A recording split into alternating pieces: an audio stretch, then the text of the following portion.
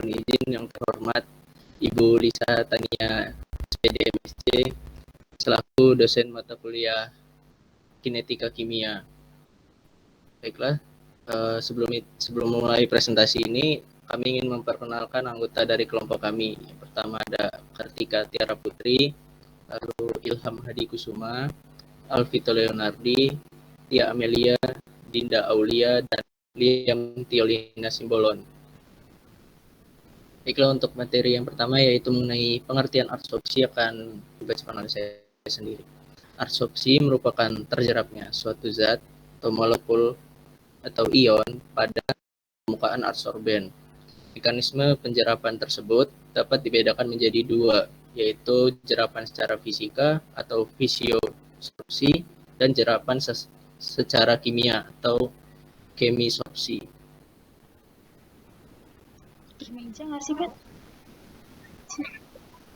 Lalu untuk dasar dari adsorpsi yaitu adalah adsorpsi merupakan proses interaksi terikatnya suatu molekul gas atau cair atau yang biasa disebut dengan adsorbat pada permukaan padatan atau absorben.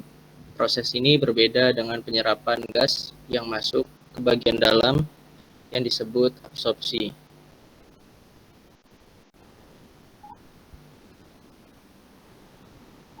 Baiklah, untuk materi adsorpsi fisika akan dibacakan oleh Dinda. Kepada Dinda dipersilakan. Selanjutnya fisiosorpsi dan dalam adsorpsi fisik ada interaksi van der Waals antara adsorbat. Interaksi van der Waals ini memiliki jarak yang jauh dan relatif lemah, serta energi yang dilepaskan ketika teradsorpsi secara fisik memiliki urutan yang besarnya sama dengan entalpi kondensasi. Dapat dilihat pada tabel di sebelah bahwa kalau molekul CH4 itu ketika dia teradsorpsi secara fisik akan melepaskan energi sebesar negatif 21 kJ per mol.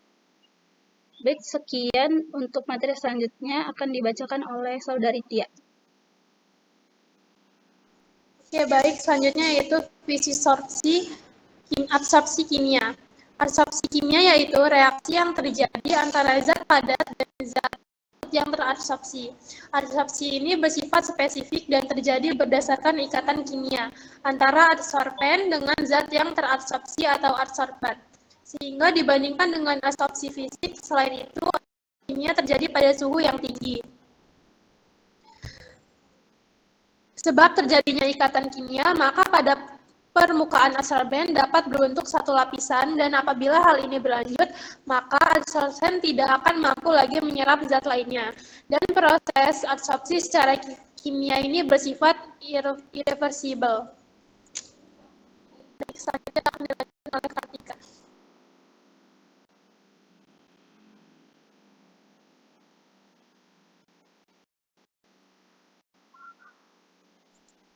Baik, selanjutnya yaitu perbedaan antara fisiosorpsi dan kemisorpsi. Dari aspek mekanisme, adsorpsi dibedakan menjadi dua jenis, yakni adsorpsi kimiawi atau kemisorpsi dan adsorpsi secara fisik atau fisiosorpsi. Perbedaan karakteristik dari kedua jenis adsorpsi tersebut dapat dilihat dari gambar berikut. Untuk memilih kemisorpsi dan fisiosorpsi dapat menggambarkan adsorpsi yang merupakan interaksi antara adsorbat dan permukaan dapat digambarkan sama dengan ikatan antar atom interaksi yang lemah dan dapat terjadi jika interaksi antara permukaan dan sebuah adsorbat terjadi dengan ikatan van der Waals, di mana gaya yang terlibat disebabkan oleh berfluktuasinya dipol dari adsorbat dengan padatan yang dapat dipolarisasikan. Interaksi keduanya dapat digambarkan sebagai interaksi antara dua titik dipol, masing-masing memiliki momen dipol P1. Hal ini juga dapat digambarkan dengan peningkatan potensial interaksi pada jarak yang kecil atau dapat dilihat pada tabel berikut ini.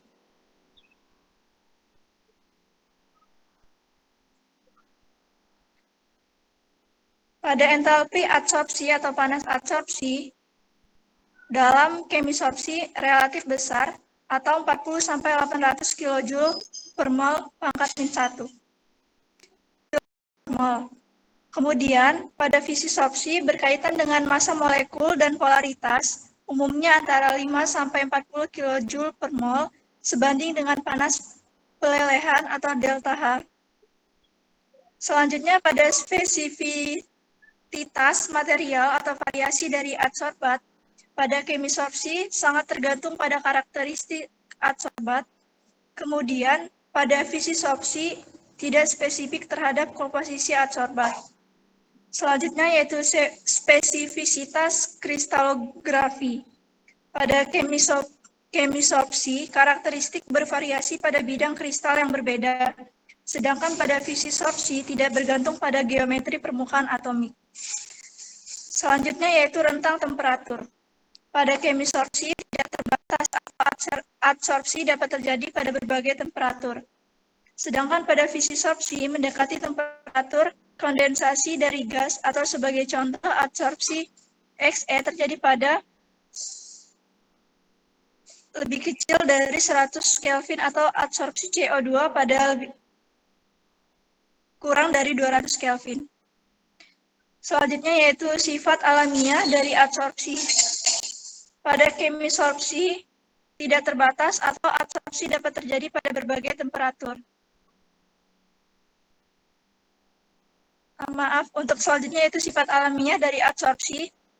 Pada kemisorpsi umumnya disosiatif dan irreversibel, kemudian pada fisi-sorpsi umumnya non-disosiatif dan reversibel. Selanjutnya yaitu penjenuhan permukaan atau saturation uptake. Pada kemisorpsi membentuk lapis tunggal atau monolayer, kemudian pada fisi-sorpsi memungkinkan pembentukan multilapisan adsorbat atau multilayer. Yang terakhir yaitu kinetika adsorpsi. Pada kemisorpsi sangat bervariasi, umumnya merupakan proses teraktivasi. Sedangkan pada fisi-sorpsi cepat bukan proses teraktivasi. Untuk materi selanjutnya akan dilanjutkan oleh Liam. Yang selanjutnya yaitu absorpsi isoterm. Isoterm absorpsi adalah gas bebas dan gas terabsorpsi yang berada dalam keseimbangan dinamika dan penutupan terfraksi permukaan, bergantung pada tekanan gas pelapis, ketergantungan θ pada tekanan dan temperatur tertentu.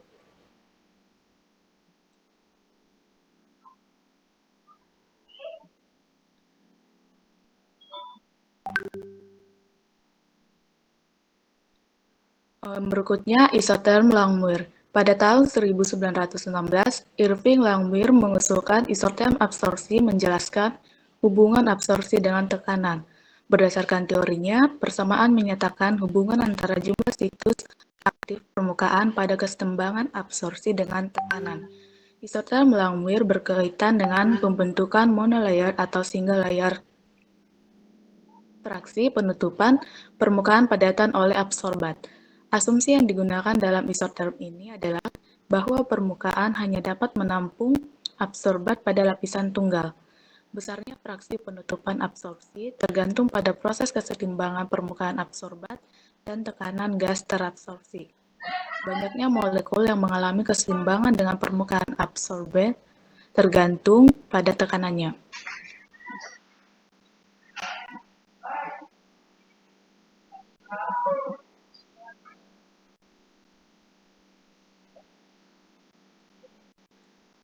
Isoterm Langmuir merupakan isoterm paling sederhana didasarkan pada asumsi bahwa setiap tempat absorb adalah ekuivalen dan kemampuan partikel untuk berada di tempat itu tidak bergantung pada ditempati atau tidaknya tempat yang berdekatan. Untuk rumus keseimbangan dinamika adalah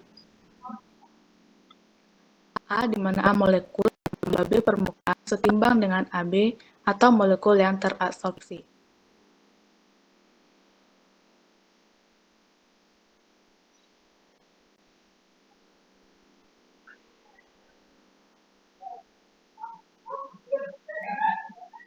Untuk ilustrasi keseimbangan dapat dilihat pada layar.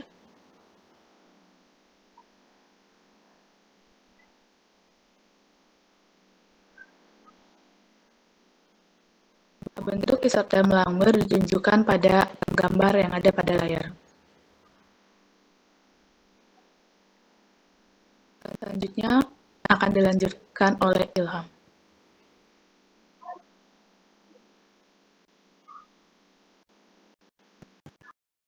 Baik, isoterm Brunner-Emmett-Taylor atau bisa disebut isoterm BET. Isoterm BET merupakan isoterm yang paling banyak digunakan dalam pembahasan adsorpsi multilapisan yang diturunkan oleh Stephen Brunner, Paul Emmett, dan Edward Taylor. Konsep dasar ini merupakan perpanjangan dari Langmuir yang merupakan teori untuk adsorpsi monolayer molekul menuju adsorpsi multilayer, yakni bahwa lapisan monolayer pada isoterm Langmuir dapat berperan sebagai permukaan adsorpsen sehingga terjadi beberapa lapis adsorbat.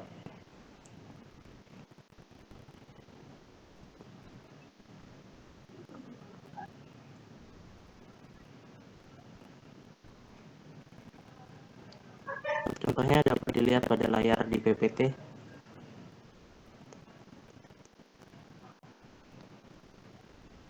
Bentuk isoterm BET ditunjukkan pada gambar berikut, ada di PPT. Baik, saya kembalikan kepada moderator.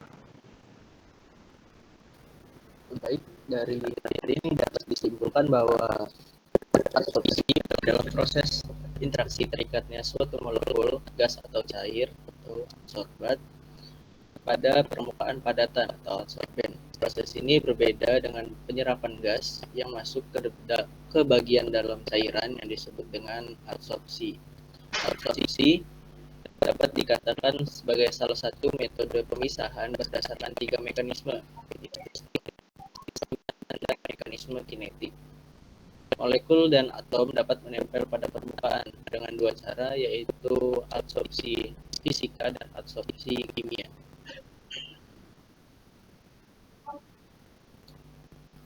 Baiklah, sekian dari presentasi kami. Apabila ada yang ingin ditanyakan, dipersilakan.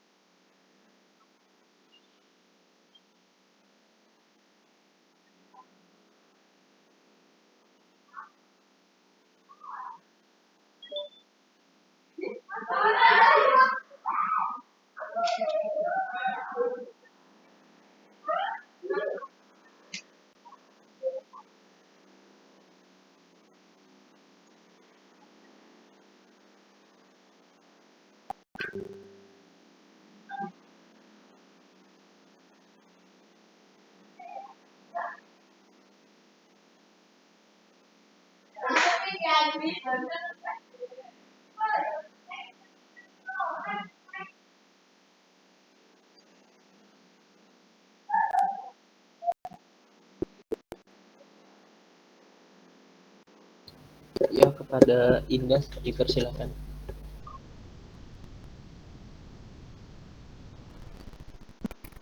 Oke, baik. Terima kasih kepada Vito. Izin bertanya kepada kelompok 4 mengenai adsorpsi itu sendiri. Pada kesimpulan yang terdapat pada PPT, mengenai adsorpsi dapat dikatakan sebagai salah satu metode pemisahan berdasarkan 3 mekanisme, yaitu sterik, kesetimbangan, dan mekanisme kinetik. Namun pada slide sebelumnya, itu belum mengenai hal itu. Bolehkah dijelaskan sedikit mengenai ketiga mekanisme tersebut? Baik, terima kasih atas pertanyaannya Indah. Izinkan kami untuk mendiskusikannya terlebih dahulu sebentar.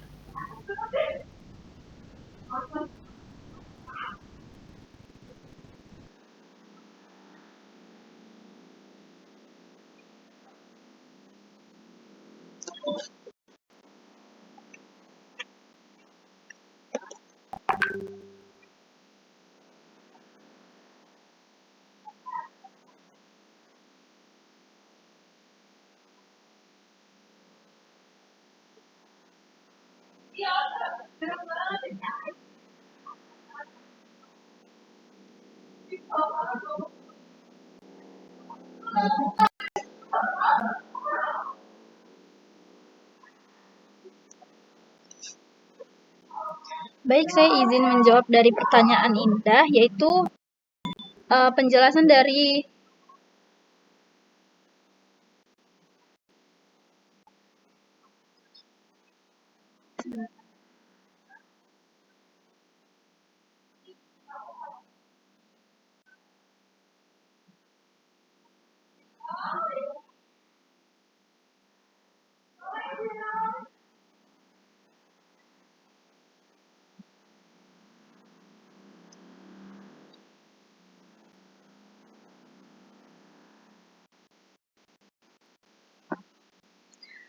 ini pertanyaannya, yaitu metode pemisahan berdasarkan mekanisme, yaitu sterik, kesetimbangan, dan mekanisme kinetik. Izin menjawab dari pertanyaan Indah, yaitu kesetimbangan dan mekanisme sterik terjadi oleh adanya interaksi permukaan padatan yang berpori yang memungkinkan molekul memasuki dimensi adsorben, sedangkan mekanisme kesetimbangan didasarkan pada kemampuan yang berbeda dari adsorben untuk berinteraksi dengan molekul yang berbeda. Dengan mekanisme kesetimbangan inilah sifat permukaan adsorben yang berbeda menentukan kuat lemahnya adsorpsi. Mekanisme yang yaitu mekanisme kinetik yang berkaitan dengan laju difusi dari molekul adsorbat ke dalam adsorben yang merupakan fungsi dari waktu interaksi dan juga kinetika molekul pada temperatur yang berbeda. Dari ketiga mekanisme yang terlibat dalam adsorpsi dapat dilihat dan kita simpulkan bahwa proses adsorpsi itu tergantung kepada keberadaan dan kuat lemahnya kesetimbangan dan kinetika. Bagaimana jawabannya, Indah? Apakah sudah jelas?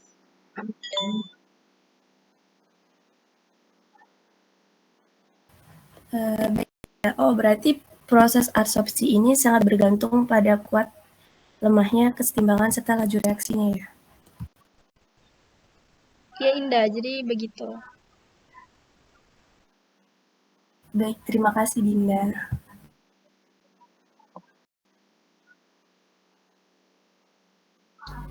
Baiklah, apa ada yang ingin ditanyakan lagi?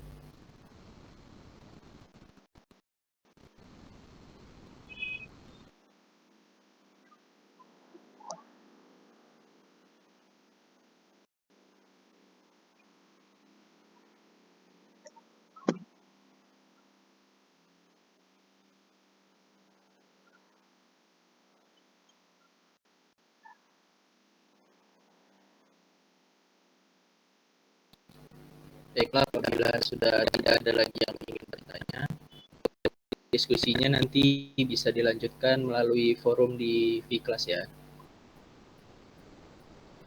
Sekian dari presentasi ini, mohon maaf apabila ada kesalahan kata atau perbuatan.